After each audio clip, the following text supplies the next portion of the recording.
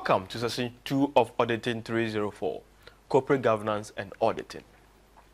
Corporate governance is about how organizations are managed and controlled, the composition of management, the line of authority and responsibilities plays a major role in auditing. This session therefore seeks to introduce students to the impact of corporate governance on auditing. At the end of the session, students will be able to explain the term corporate governance, outline the objectives of corporate governance, discuss the OECD principles of corporate governance, identify and distinguish between the various committees of the board of directors and their role in corporate governance.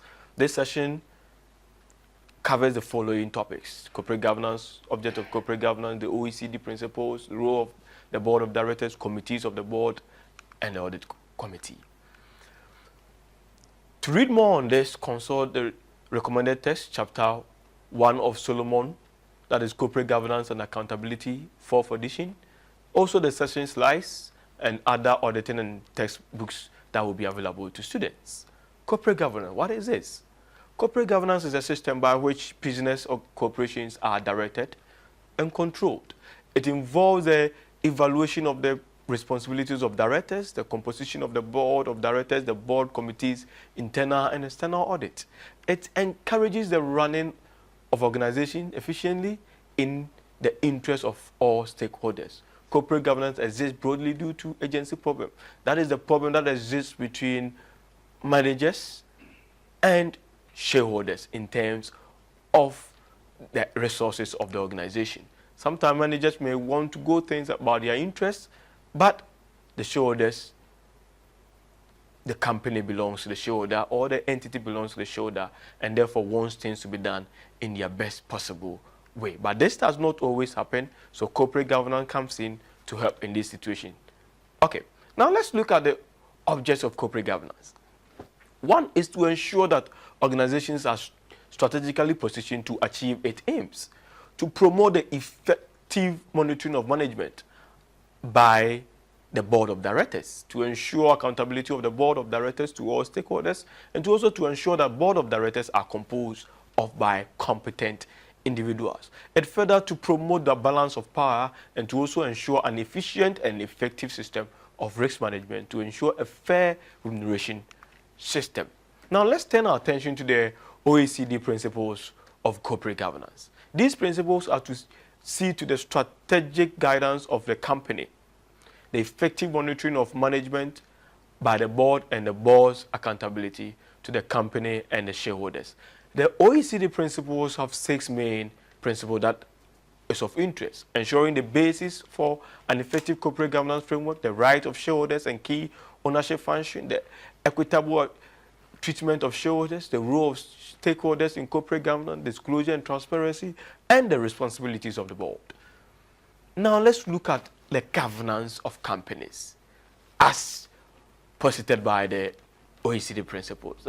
Companies are governed by a board of directors. This same board of directors control the company, while the chief executive officer, the one that is often known, and the management team manages the resources of the company.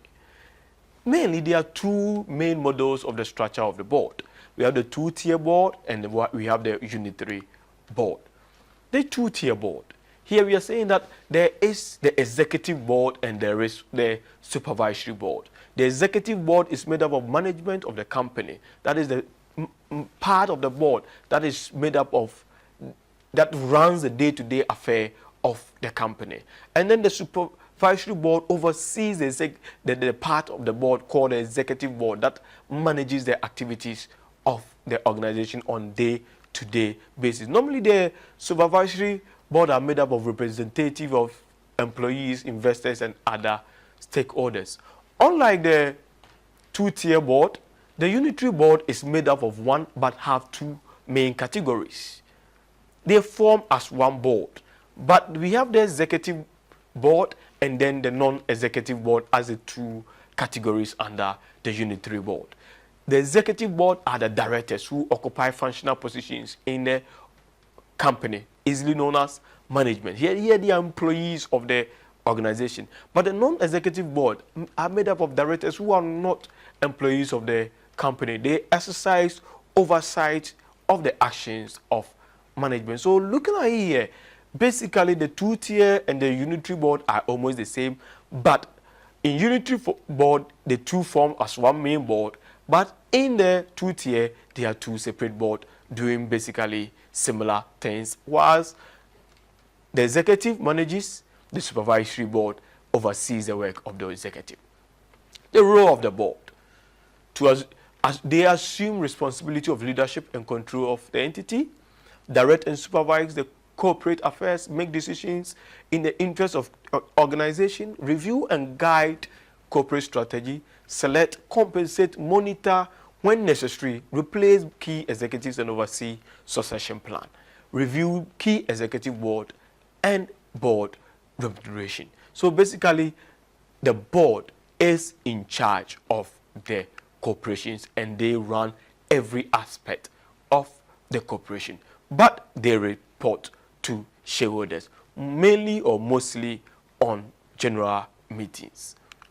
There are more functions of the board, so I entreat you to read more on the functions of board. Board functions perfectly with committees. So the board is one, but they work under several committees. So we'll look at some of the committees. The first one I want to look at is the remuneration committee. The remuneration committee recommend pay awards to senior executives.